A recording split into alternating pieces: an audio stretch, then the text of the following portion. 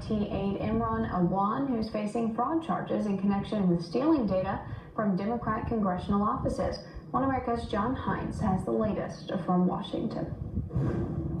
A former IT aide who is suspected of stealing equipment and data from Democratic members of Congress still had a secret, active House email account until just days ago, even though he had been banned from the computer network because of an ongoing investigation, according to a new report from the Daily Caller. So remember, this guy was banned from the House network because he's the suspect in cybersecurity criminal probe. He was banned way back in February 2nd, and since that time, law enforcement has been all over him. He was indicted by the FBI. His wife fled the country.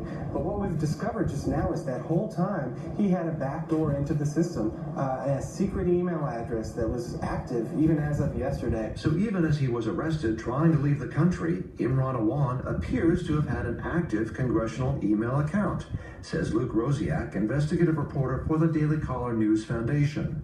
And the other person whose name appears in connection with the email address is a staff member for Indiana Democratic Representative Congr Carson, who is a member of the Intelligence and Homeland Security Committees. Well, 123@mail.house.gov was Imran's email address, but when you send an email to it, it fills in the name of the recipient as this guy named Nathan Bennett, who is one of the Capitol Hill staffers that deals with intelligence matters and national security.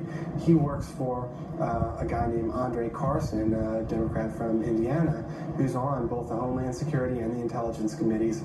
He also happens to be one of 2 Muslim members of Congress, and he was an employer of Imran Awan. So Awan's apparently secret email account was still connected to his former employer until just days ago, according to Rosiak.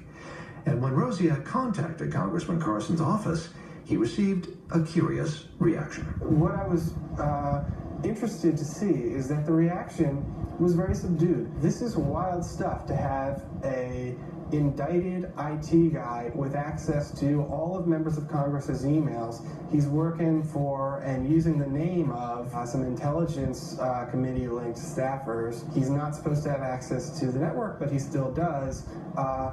This is big stuff. This is stuff that should be taken seriously. Authorities shut down Awan's standard email account back in February. He is due to appear in the U.S. District Court for the District of Columbia for a preliminary hearing Friday.